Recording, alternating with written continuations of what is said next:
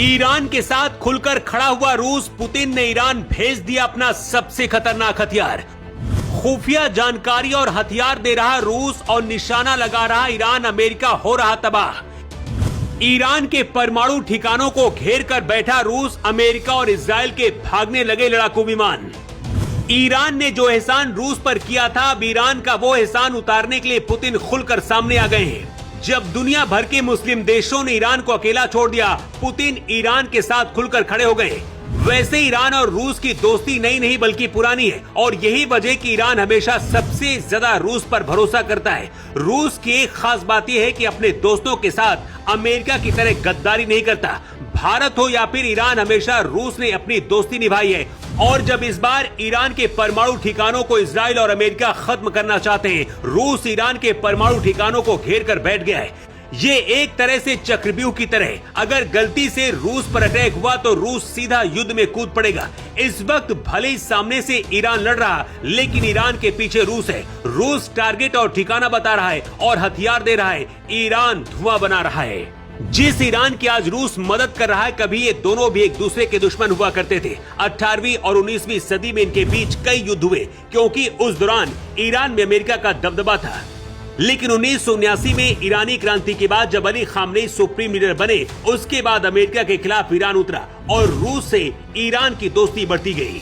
1989 में ईरान और रूस ने हाथ मिलाया। रूस ने ईरान को हथियार बेचे और उसके रुके हुए बुशहर परमाणु संयंत्र को पूरा करने का जिम्मा लिया। यहीं से ईरान और रूस की सबसे गहरी दोस्ती हुई। मतलब ईरान की जो हालत इस वक्त हो रही है, इसकी वजह कहीं न कहीं रूस से दोस्ती भी है। रूस ने ईरान से वादा किया था कि उसके परमाणु ठिकानों की रक्षा करेगा, और अब अमेरिका इजराइल से बचाने के लिए रूस ईरान में परमाणु ठिकानों को घेर कर बैठा है। रूस ना होता तो शायद अब तक ईरान का हाल कुछ और ही होता, लेकिन ईरान में रूस बैठा है और इसीलिए इजराइल और अमेरिका बच बच कर कदम उठा रहे हैं।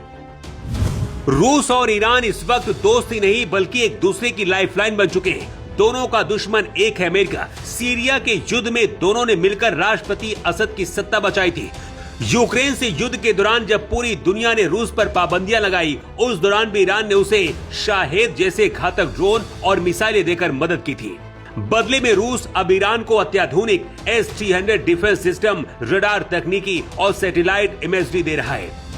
इस वक्त युद्ध ईरान लड़ रहा है, लेकिन आंख और कान रूस है। रूस अपने सैन्य उपग्रहों के जरिए ईरान को रियल टाइम डेटा दे रहा है। अमेरिकी युद्धपोत और इजरायली वायुसेना कहां है और क्या कर रही है, इसकी लाइव जानकारी ईरान को दे रहा है। रूस सटीक जानकारी दे रहा है और इन्हीं ठिकानों पर ईरान के ड्रोन और मिसाइलें बरस रहे हैं। ईरान को इजरायली हवाई हमलों से बचाने के लिए रूस ने अपनी सबसे आधुनिक तकनीकी साझा की है। S-300 और उन्नत रडार। रूस ने ईरान को रेनो रेंज एनर्जी शक्तिशाली रडार दिए हैं, जो अमेरिका के स्टील्थ लड़ाकू विमानों को भी पहचान सकते हैं। रूस की वजह से ईरान 1 महीने बीत जाने के बाद भी कमजोर नहीं हुआ है। ईरान की सबसे खास बात यह है कि वो सस्ते ड्रोन और मिसाइलों से अटैक कर रहा है, जिसकी वजह से अमेरिका और इजराइल को भारी नुकसान हो रहा है। ये बात अमेरिका समझ गया है और यही वजह है कि अब युद्ध को खत्म करना चाहता है, क्योंकि ईरान के पीछे रूस खड़ा है और ये युद्ध कई महीने और सालों तक चल सकता है। सिर्फ 1 महीने में पूरी दुनिया में इसका असर दिखने लगा है। तेल और गैस का संकट आ गया है। अगर ऐसा ही रहा तो हालात और बिगड़ जाएंगे। ट्रंप ने मोदी के पास भी फोन किया है ताकि युद्ध को रोका जा सके। विदेश मंत्री जयशंकर ने कह दिया है कि हम बीच में नहीं आएंगे। लेकिन एक बात तय है कि अब अमेरिका और इजराइल को भारी नुकसान होने वाला है, क्योंकि रूस ईरान के पीछे खड़ा है और ईरान पीछे हटेगा, इसकी उम्मीद बहुत कम है। ईरान ने कहा कि वो बदला लेकर ही शांत बैठेगा। इस बात में कितना दम है ये तो पता नहीं, लेकिन दावा किया जा रहा है कि ईरान और रूस ट्रंप को किडनैप करने की तैयारी भी बना रहे। लेकिन ऐसा संभव होगा बहुत कम लगता है, लेकिन ये असंभव भी नहीं है। वैसे आपकी राय क्या है, कमेंट बॉक्स पर लिखकर जरूर दें। अब 24 के लिए ब्यूरो रिपोर्ट।